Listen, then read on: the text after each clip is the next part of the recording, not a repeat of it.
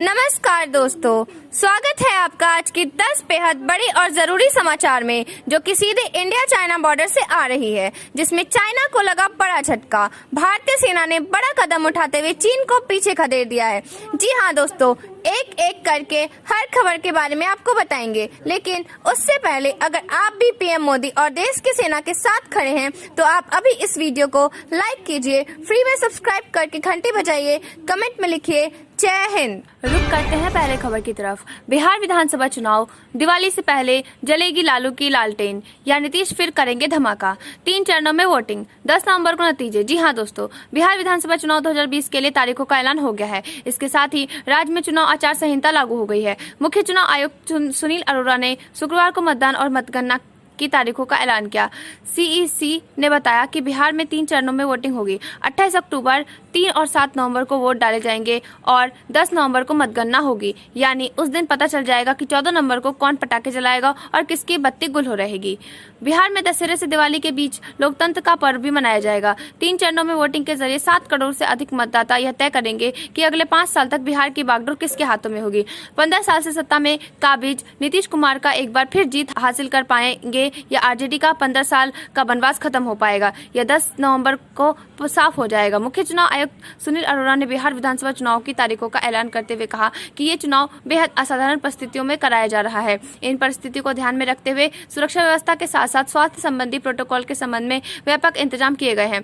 मुख्य चुनाव आयुक्त ने कहा कि बिहार चुनाव 3 चरणों में होंगे। पहले चरण में 71 विधानसभा क्षेत्रों में मत पड़ेंगे, दूसरे चरण में 94 सीटों के लिए, तीसरे चरण में 78 सीटों पर मतदान होगा। बिहार चुनाव के लिए पहले चरण का मतदान 28 अक्टूबर को होगा, दूसरे चरण का मतदान 3 नवंबर को और तीसरे चरण का 7 नवंबर को होगा। तीनों चरणों के लिए मतगणना 10 नवंबर को होगी। चुनाव आयोग, उन्होंने कहा कि कोरोना संक्रमण पोस्टल बैलेट से मतदान कर सकते हैं या फिर वे अंतिम चरण के चुनाव के दिन अपने अपने मतदान केंद्रों में स्वास्थ्य अधिकारियों की देखरेख में मतदान करेंगे। बिहार विधानसभा चुनाव में मतदान 1 घंटा अधिक यानी शाम 6 बजे तक चलेगा। कोविड-19 रोगी आखिरी घंटे के मतदान कर सकते हैं।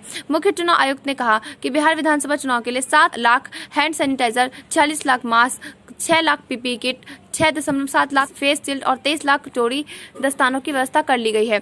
कोविड-19 के साए में होने जा रहे बिहार चुनाव के दौरान जी हां, जहां भी जरूरत होगी और आग्रह किया जाएगा वहां डाक मतदान की सुविधा उपलब्ध करवाई जाएगी। एनडीए और महागठबंधन के बीच मुकाबला। बिहार विधानसभा चुनाव में एक तरफ नीतीश कुमार की अगुवाई में जेडीयू, बीजेपी, हम जैसे दल हैं, तो महागठबंधन की अगुवाई लालू यादव के बेटे तेजस्वी संभालते हुए हैं। महागठबंधन में आरजेडी के साथ कांग्रेस है। एनडीए में लोजपा, तो महागठबंधन से रालोसपा की खटपट चल रही है। एक तरफ नीतीश अपने 15 साल के कामकाज के आधार पर वोट मांगने जनता के बीच आएंगे, तो अपने पोस्टरों से लालू यादव को हटा चुके तेजस्वी यादव जनता का भरोसा जीतने को दमखम लगाएंगे। नीतीश कुमार को जहां बीजेपी के संगठन और पीएम मोदी की लोकप्रियता का फायदा मिलने की उम्मीद होगी, तो आरजेडी को अपने परंपरागत वोटर्स को मजबूती से जोड़े रखना होगा। किसके सामने क्या चुनौती? नीतीश कुमार को 15 साल के एंटी इनकम्बेंसी का मुकाबला करना होगा, तो तेजस्वी के लिए लालू की अनुपस्थिति में होने जा रहे चुनाव में लोगों का भरोसा जीतना है। उन्हें एक तरफ अपनी पार्टी को एकजुट करना होगा, तो दूसरी तरफ गठबंधन सहयोगियों को सीट शेयरिंग में भी साधना होगा। इस बार चुनाव प्रचार भी केवल वर्चुअल होगा। ऐसे में राजनीतिक दलों को मतदाताओं तक अपनी बात पहुंचाने में काफी मशक्कत करनी होगी। इसके लिए एनडीए ने पहले से ही तैयारी शुरू कर दी थी और बिहार में कई वर्चुअल रैलियां हो चुकी है। आरजेडी की ओर वोटर्स तकनीक और स्मार्टफोन की दुनिया से दूर माने जाते हैं। ऐसे में पार्टी को घर घर चुनाव प्रचार पर फोकस करना होगा। रुक करते हैं अगली खबर की तरफ। 12वीं पास छात्रा को 25,000 और ग्रेजुएट होने पर 50,000 रुपए देगी बिहार सरकार, सीएम नीतीश जी। जी हां दोस्तों, बिहार के मुख्यमंत्री नीतीश कुमार ने शुक्रवार को कहा कि राज्य में अब 12वीं पास करने वाली छात्राओं को 25,000 और ग्रेजुएट होने पर छात्राओं को 50,000 रुपए देगी। इसके अलावा नीतीश कुमार ने कहा कि हम कौशल विकास और उद्यमिता को बढ़ावा देने के लिए एक नया विभाग बनाएंगे। आईटीआई और पॉलिटेक्निक संस्थान इसके अंतर्गत आएंगे। हम उन लोगों की आर्थिक मदद करेंगे जो अपना व्यवसाय शुरू करना चाहते हैं। वहीं सीएम नीतीश कुमार ने कहा कि निर्वाचन आयोग द्वारा की गई बिहार विधानसभा चुनाव की तारीखों की घोषणा का हम स्वागत करते हैं। वहीं राज्य के उप मुख्यमंत्री सुशील कुमार मोदी ने कहा है कि बिहार में विधानसभा के चुनाव समय पर कराने के लिए चुनाव आयोग ने जिस प्रबल प्रशासनिक इच्छा शक्ति से काम लिया और जितनी व्यापक तैयारी की है, उसके लिए आयोग की सराहना की जानी चाहिए।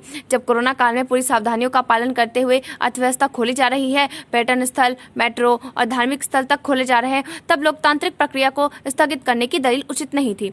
आयोग का निर्णय जान भी, जहान भी और लोकतंत्र का सम्मान भी के मंत्र का पालन करता है। शुक्रवार को ट्वीट करके उप मुख्यमंत्री ने कहा कि बिहार की जनता अगले महीने मात्र 11 दिनों के भीतर 3 चरणों में पूरे होने वाले मतदान के लिए पूरी तरह तैयार है। एक अन्य ट्वीट में कहा कि प्रधानमंत्री नरेंद्र मोदी और मुख्यमंत्री नीतीश कुमार ने कोरोना काल में गरीबों, मजदूरों, युवाओं, बुजुर्गों और किसानों की सहायता के लिए सरकारी खजाना खोल दिया है। कोरोना पर नियंत्रण के साथ साथ कोसी महासेतु के शुभारंभ, रेलवे की परियोजनाओं का उद्घाटन और गंगा पर नए महासेतुओं के निर्माण की आधारशिला रखकर ढांचागत विकास की गति बनाए रखी गई है। बिहार के 8 करोड़ मतदाता चुनाव को इन मुद्दों पर अपना समर्थन देने के अवसर के रूप में लेंगे। रुक करते हैं अगली खबर की तरफ। मौसम विभाग की चेतावनी के बाद एनडीआरएफ टीमें हाई अलर्ट पर। जी हां दोस्तों, मौसम विज्ञान केंद्र द्वारा बिहार के विभिन्न जिलों में भारी बारिश की चेतावनी और नेपाल में हो रही लगातार बारिश के मद्देनजर 9वीं बटालियन एनडीआरएफ की 17 टीमें राज्य के विभिन्न जिलों में हाई अलर्ट पर है। पटना के बिहटा स्थित एनडीआरएफ 9वीं बटालियन के कमांडेंट विजय सिन्हा ने बताया कि बाढ़ आपदा के खतरे के मद्देनजर एनडीआरएफ की 17 टीमें बिहार राज्य में 12 जिलों में तैनात है और सभी टीमों को हाई अलर्ट की स्थिति में रखा गया है, जिससे ऑपरेशनल जरूरत के वक्त लोगों को मदद पहुंचाया जा सके। उन्होंने कहा कि वर्तमान में 4 टीमें पटना जिले में, 2 टीमें गोपालगंज और पूर्वी चंपारण जिले में और एक टीमें क्रमशः पश्चिम चंपारण, सारण, सुपौल, कटिहार, किशनगंज, मुजफ्फरपुर, बक्सर, भोजपुर और वैशाली जिले में बाढ़ आपदा से निपटने के लिए तैनात है। कमांडेंट सिन्हा ने आगे बताया, हमारी सभी टीमें जिला प्रशासन से संपर्क में है तथा हमारे बचाव कर्मी राज्य में बाढ़ प्रभावित लोगों को मदद करने के सदैव तत्पर व तैयार हैं। उल्लेखनीय है कि बिहार की राजधानी सहित राज्य के कई हिस्सों में लगातार बारिश हो रही है। नेपाल के तराई क्षेत्रों में हो रही बारिश के बाद गंडक नदी के जल स्तर में वृद्धि दर्ज की गई है। करते हैं अगली खबर की तरफ। पीएम मोदी ने दिया फिटनेस मंत्र, फिटनेस की डोज आधा घंटा रोज। जी हाँ दोस्तों, प्रधानमंत्री नरेंद्र मोदी ने देशवासियों को स्वस्थ रहने का मंत्र दिया है। यह मंत्र है फिटनेस की डोज आधा घंटा रोज। प्रधानमंत्री मोदी ने कहा कि इस मंत्र में सभी का स्वास्थ्य और सभी का सुख छिपा है। फिट इंडिया मूवमेंट ने अपने प्रभाव और प्रासंगिकता को कोरोना काल में सिद्ध करके दिखाया है। फिट रहना उतना मुश्किल नहीं जितना लोगों को लगता है। उन्होंने लोगों से अपील करते हुए कहा कि योग या अपना पसंदीदा खेल रोज कम से कम 30 मिनट जरूर खेले। प्रधानमंत्री मोदी ने फिट इंडिया मूवमेंट की पहली वर्षगांठ पर कहा, मुझे भरोसा है कि देशवासी फिट इंडिया मूवमेंट से और ज्यादा से ज्यादा जुड़ते रहेंगे। हम लोग मिलकर एक दूसरे को जोड़ते रहेंगे। फिट इंडिया मूवमेंट दरअसल हिट इंडिया मूवमेंट भी है, इसलिए जितना इंडिया फिट होगा उतना ही इंडिया हिट होगा। प्रधानमंत्री मोदी ने कहा, जब हम नियमित रूप से व्यायाम करते हैं तो खुद को फिट और मजबूत रखते हैं। इससे एक आत्मविश्वास आता है। यही आत्मविश्वास व्यक्ति को अलग अलग क्षेत्र में सफलता दिलाता है। फिट रहना उतना मुश्किल नहीं जितना लोगों को लगता है। प्रधानमंत्री मोदी ने कहा कि योग, आसन, व्यायाम, घूमना, दौड़ना, स्वस्थ आहार, तैरना, ये सब अब हमारे व्यवहार का हिस्सा बनता जा रहा है। फिट इंडिया मूवमेंट ने अपने प्रभाव और प्रासंगिकता को कोरोना काल में सिद्ध करके दिखाया है। उन्होंने कहा कि आज दुनिया के अनेक देशों ने फिटनेस को लेकर अनेक लक्ष्य बनाए हैं और उन पर उनके मोर्चों पर काम कर रहे हैं। ऑस्ट्रेलिया, जर्मनी, ब्रिटेन, अमेरिका ऐसे अनेक देशों ने इस समय बड़े पैमाने पर फिटनेस का अभियान चल रहा है। प्रधानमंत्री मोदी ने कहा कि फिट इंडिया मूवमेंट की पहली सालगिरह पर मैं सभी देशवासियों के अच्छे स्वास्थ्य की कामना करता हूं। एक साल में ये मूवमेंट ऑफ पीपल भी बन गया है। फिटनेस को लेकर देश में निरंतर जागरूकता में बढ़ोतरी हो रही है और एक्टिवनेस भी बढ़ी है। रुक करते हैं अगली खबर की तरफ। पश्चिम बंगाल विश्व चुनाव पर संघ का फोकस। एक साल में चौथी बार हुआ भागवत का दौरा।